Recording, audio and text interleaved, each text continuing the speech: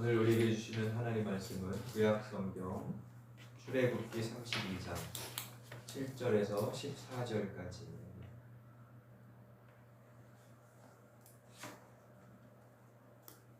한 절씩 교독하겠습니다.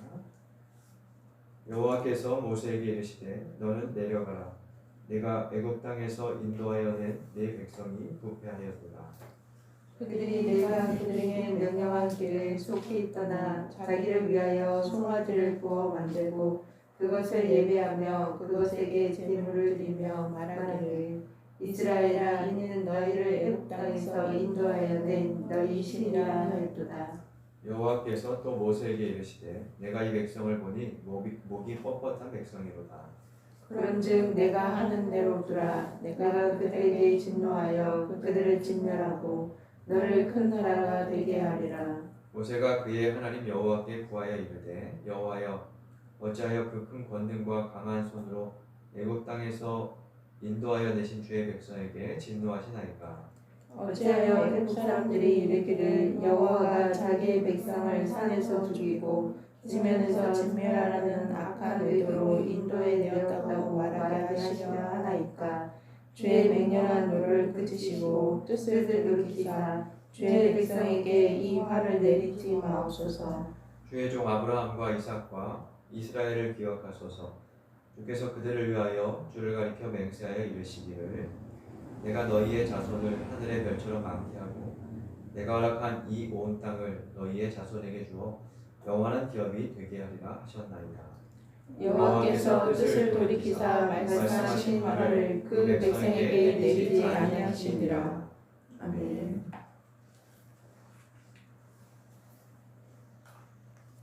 이스라엘 백성들이 역사상 중요하게 여기는 인물은 세 명이죠. 아브라함, 모세, 다윗. 세 명을 그들의 역사에서 가장 중요한 인물들로 뽑습니다. 그 중에 모세가 이스라엘 역사에 남긴 업적은 크게 두 가지인데요. 하나는 출애굽을 이끌었다는 것이고 다른 하나는 율법입니다. 출애굽이 정치적인 측면에서 이스라엘 민족의 정체성을 확보한 사건이었다면 율법은 종교적으로 그들의 정체성을 확보한 것이었어요. 다신교 사회인 고대 근동에서 유일신 하나님을 섬기도록 종교적인 정체성을 갖게 된 것이 율법이었죠. 이 두 개의 일련의 이야기들이 출애굽기에 기록되어 있죠. 오늘 본문은 이스라엘 자손이 애굽을 탈출하고 석 달 만에 시내산 아래에 이르렀을 때의 이야기입니다. 거기에서 하나님은 백성들을 산 아래 광야에 머물게 하시고 모세를 홀로 산 위로 부르셨습니다. 그리고 그곳에서 십계명을 비롯한 율법을 전해 주시죠. 이스라엘은 앞으로 그것을 기초로 하나님의 언약 백성으로 살아가야 했고 하나님께서 그것을 바라셨습니다. 그런데 모세가 산에 올라가 있던 그 시각에 산 아래에서는 예기치 않은 사건이 일어납니다. 모세가 하나님을 만나기 위해 산에 올라간 후 백성들은 모세를 기다렸겠죠. 광야는 우리의 생각처럼 낭만적인 곳이 아닙니다. 살기 좋은 환경이 아니었기 때문에 모세가 얼른 내려와서 이곳을 벗어나 가나안에 가기를 아마 바랬을 것입니다. 하지만 하루, 이틀, 일주일, 보름이 지나도 모세가 내려올 기색이 없었어요. 정확한 날짜를 말하지 않고 올라간 것 같아요. 확실하지 않은 기간을 기다리는 것은 사람으로 하여금 초조하고 불안하게 만들죠.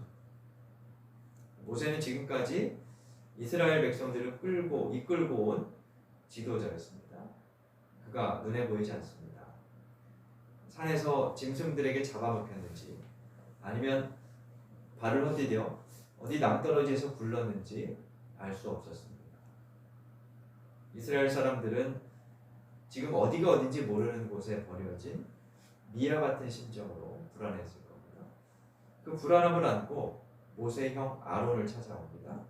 그리고 32장 1절에 보면 이렇게 말합니다. 32장 1절 말씀을 한번 같이 읽어보겠습니다. 백성이 모세가 산에서 내려옴이 더딤을 보고 모여 백성이 아론에게 이르러 말하되 일어나라 우리를 위하여 우리를 인도할 신을 만들라. 이 모세 곧 우리를 애굽 땅에서 인도하여 낸 사람은 어찌 되었는지 알지 못함이니라. 모세가 어떻게 됐는지 알 수 없으니 우리를 인도할 신을 만들어 달라라고 말을 합니다. 그들의 신은 하나님이셨는데 이스라엘 사람들에게는 그분이 보이지 않았기 때문에 눈에 보이는 어떤 형상의 신을 만들어 달라는 것이었죠. 아론은 이 백성들의 요구를 무조건 들어줄 수는 없었어요. 그런 문제는 자기가 혼자 결정할 수 있는 것도 아니었고 또 하나님의 뜻과도 어긋나는 것이기 때문이죠. 그렇지만 백성의 요구를 무시할 수도 없었을 겁니다. 자칫하면 백성들 사이에 소동이 일어날 수도 있었고 또 뿔뿔이 흩어질 수도 있었기 때문입니다. 결국 아론은 백성들에게 금고리를 얻어서 그러니까 금붙이를 받아 모아서 그것으로 송아지 형상을 만들었습니다. 그리고 이렇게 말하죠. 4절에 보니까 이 송아지 형상이 너희를 애굽 땅에서 인도하여 낸 너희의 신이다. 이렇게 말합니다. 그러면서 내일 축제일에 함께 축제를 즐기자라고 말합니다. 6절에 따르면 이튿날 그들은 그 송아지 형상 앞에 번제와 화목제를 드리며 먹고 마시고 뛰놀았다라고 말하고 있습니다. 이 광경을 지켜보신 하나님은 모세에게 7절부터 10절까지에서 자신의 진노를 표현하십니다. 하나님을 배반한 백성에게 화를 풀고 그들을 멸하겠다고 하시죠. 그리고 모세 너를 통해 새로운 나라를 다시 세우겠다라고 말씀합니다. 근데 여기 7절의 하나님의 말씀에서 하나님이 말씀하시는 대목을 보면요. 내가 애굽 땅에서 인도하여 낸 내 백성 이렇게 표현해요. 이스라엘 사람들은 누가 인도했죠? 표면적으로는 모세였지만 하나님께서 이끄셨죠. 그래서 19장에서 그리고 20장에서 10계명을 수여하실 때 내가 너희를 애굽에서 인도하여 낸 여호와다라고 말씀을 하세요. 출애굽기 19장 5절에 따르면 하나님은 이스라엘 백성과 언약을 맺으시면서 내 소유라고 하세요. 근데 지금 그들을 향해서 뭐라고 말씀하시냐면 너의 백성, 내 백성이라고 하시죠. 내 소유, 내 백성이라고 하시던 것과는 대조적인 표현이죠. 하나님께서 이스라엘 사람들과 선긋기를 하시는 거예요. 그만큼 하나님의 의지는 단호해 보였습니다. 이 말에 모세는 당황했습니다. 지금까지 우여곡절 끝에 그들을 이끌고 여기까지 왔는데 이제 와서 그들을 쓸어버리겠다고 하시니 말입니다. 다급해진 모세는 피의자를 변호하는 변호사처럼 하나님께 용서를 청원하죠. 그 내용이 11절부터 13절까지 길게 언급되어 있습니다. 하나님의 명예 그리고 하나님의 언약을 상기시켜 드리며 뜻을 돌이켜달라고 이렇게 말합니다. 그리고 14절에서 이 내용의 결론이 내려지는데 하나님께서 모세의 청을 듣고 뜻을 돌이키사 말씀하신 화를 그 백성에게 내리지 않으셨다라고 본문합니다. 여기서 우리는 하나님께서 모세의 변론과 기도에 감동을 받으셔서 마음을 바꾸셨다고 생각할 수 있습니다. 그래서 모세와 같은 중보 기도를 강조하죠. 일리 있는 해석이지만 사람의 중보 기도를 지나치게 강조하면 마치 우리가 기도로 하나님의 뜻을 모두 바꿀 수 있는 것처럼 생각하게 될 수 있어요. 지난주에 잠시 말씀드린 것처럼 하나님의 절대 주권과 인간의 행동 그리고 선택 사이에 긴장 관계가 있죠. 하나님께서는 인간의 행동이나 기도에 응답하십니다. 그러나 그에 따라 기계적으로 반응하는 분은 아닙니다. 자판기 같은 분이 아니라는 거예요. 그런 의미에서 하나님은 예측 불가능하신 분입니다. 예측 불가능하다는 것은 하나님께서 변덕스럽다는 말이 아니라 하나님의 섭리, 의도, 뜻을 우리가 알 수 없다는 거예요. 그래서 우리가 하나님을 다 알고 있다 라고 말하거나 생각해서는 안 된다는 그런 뜻이죠. 오늘 우리가 읽은 이런 구절들은 하나님께서 우리 인간의 역사에 참여하시고 다시 자신의 의지를 펼쳐 보이실 뿐만 아니라 우리와 교류하시는 인격성을 가지신 분이라는 것을 보여줍니다.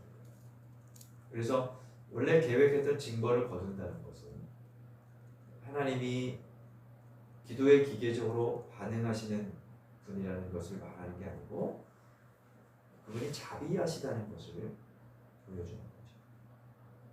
진지하게 기도하고 선택하며 행동하면서도 우리의 노력이 아니라 하나님의 자비에 의지해야 할 이유가 여기에 있습니다.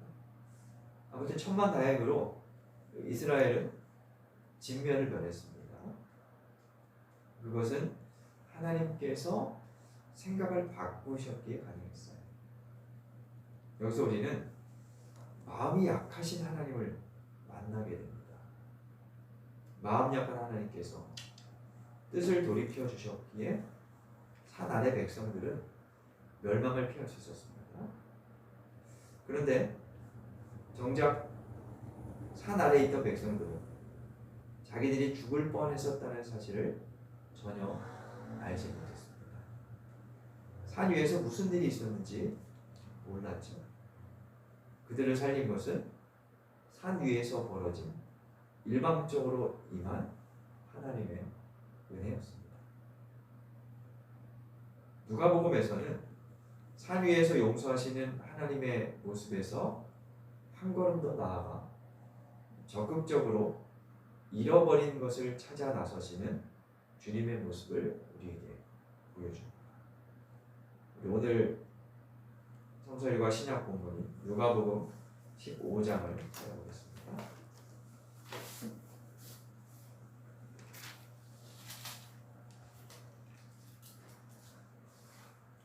신약성경 누가복음 15장 3절부터 10절까지입니다.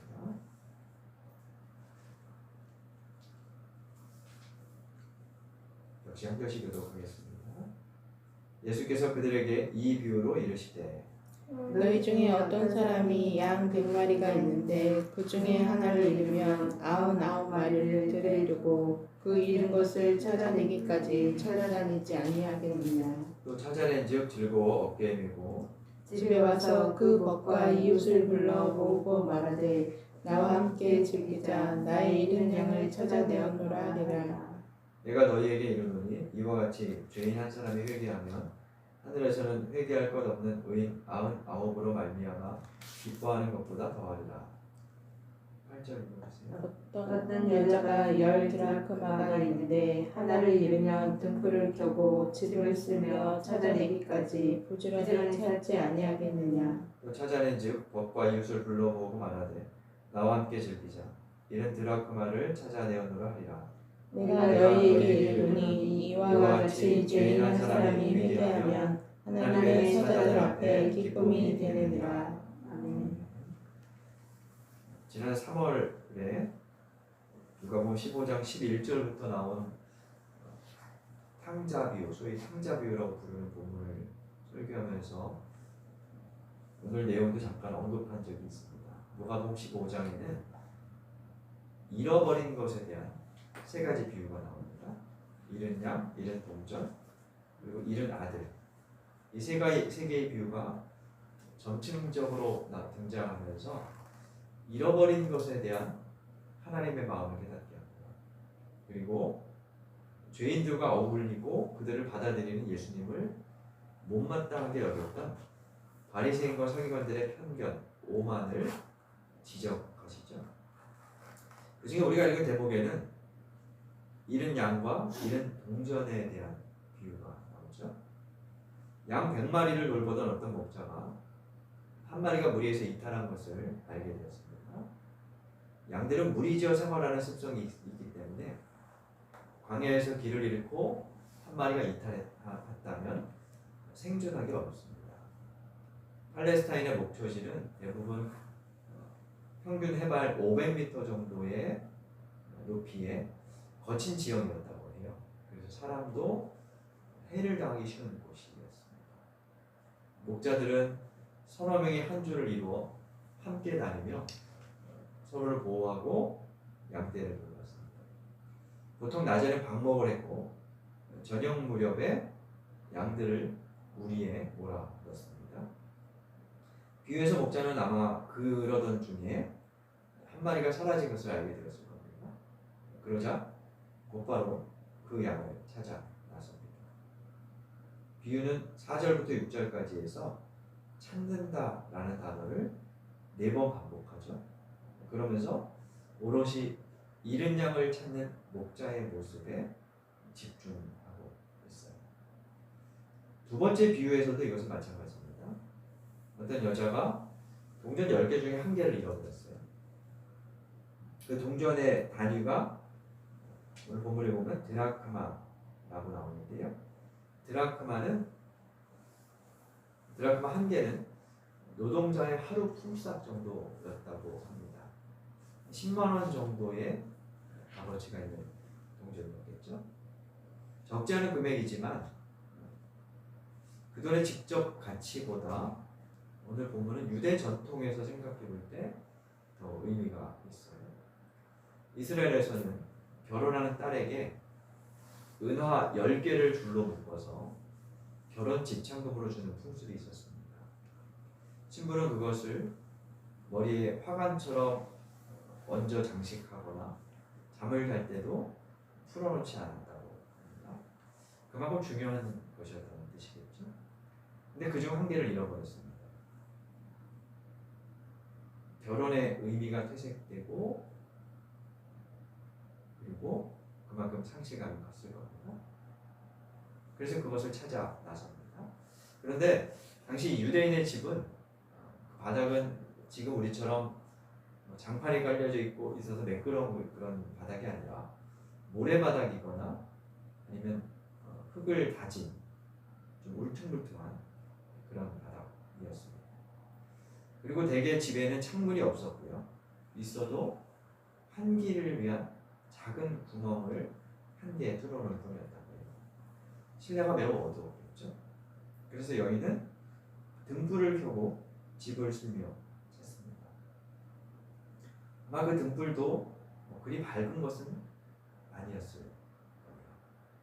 쓸며 찾아도 울퉁불퉁한 바닥 구석에 떨어져 있는 동전이 제대로 발견되기는 어려웠을 거예요.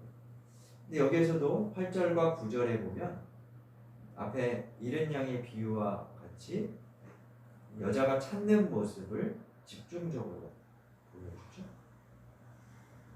그리고 7절과 10절은 같은 내용입니다. 비유의 결론으로 내가 너희에게 이르노니 이와 같이 죄인 한 사람이 회개하면 하늘에서는 회개할 것이 없는 의인 99으로 말미암아 기뻐하는 것보다 더하다. 10절도 이와 같이 죄인 한 사람이 회개하면 하나님의 사자들 앞에 기쁨이 된다 라고 말하면서 이 비유는 찾는 과정 그리고 찾은 후의 기쁨이 강조되고 있습니다. 목자가 먼저 죄인을 찾아 나섰습니다. 그리고 죄인은 발견되어 하나님의 품에 안겼습니다. 여인이 먼저 빗자루를 들고 등불을 들고 샅샅이 쓸며 동전을 찾아 나섰습니다. 그리고 동전이 마침내 발견되어 여인의 손에 쥐어지게 되었습니다. 이처럼 한 사람의 회개, 우리의 회심은 하나님의 찾으심의 결과입니다. 찾는 작업에 따른 결과입니다.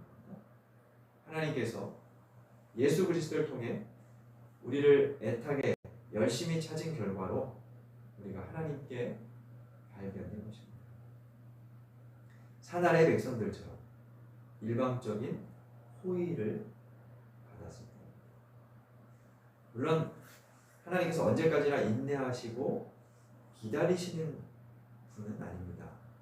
성경에도 끝내 돌이키지 않을 때 진멸하시고 멸망으로 갈 수밖에 없는 인간의 모습을 그리고 있죠. 그러나 그보다 많은 경우 하나님은 마음이 약하셔서 사람들을 찾고 구원하시는 분으로 보입니다. 바울이 디모데에게 보낸 편지 디모데전서 2장 4절에서 바울은 이렇게 말합니다. 하나님은 모든 사람이 구원을 받으며 진리를 아는 데 이르기를 원하신다. 그 애달품으로 자기 아들을 십자가에 내어주기까지 사랑을 보이셨고 은총을 내려 주셨습니다. 당신의 마음을 바꾸심으로 언덕스러운 하나님 혹은 자신의 절대성에 손상이 가는 그런 손해를 감수하면서까지 그런 오해를 사면서까지 하나님은 사람들을 살리기 위해 생각을 바꾸게 하십니다. 그만큼 마음이 약하십니다. 그 사랑에 의해서 지금 산 아래에서 살아가는 우리도 생명을 부지하고 살아가고 있는 것이죠. 그러므로 마음 약하신 하나님의 마음을 더 이상 아프게 하지 말고 주께 발견되고 찾아지고 돌이켜 따르는 주의 백성으로 살아가는 우리가 될 수 있도록 마음 약하신 하나님께서 지금도 우리를 찾고 계십니다. 우리 말씀 생각하며 마지막 기도를 함께 드리겠습니다.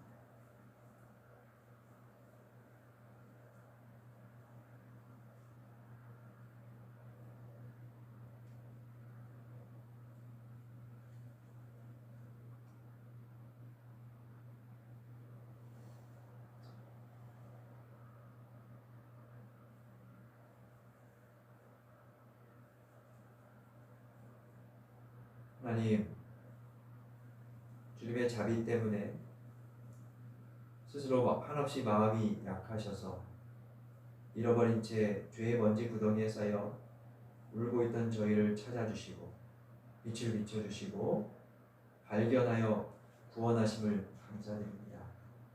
어긋난 길로 다니던 저희를 멸망시키려던 생각을 바꾸시고 구원의 길로 이끌어 주셨으니 더 이상 하나님의 마음을 아프게 하지 않고 함께 기뻐하고 동행하며 살아가는 저희가 되게 하여 주옵소서. 예수님 이름으로 기도드립니다. 아멘.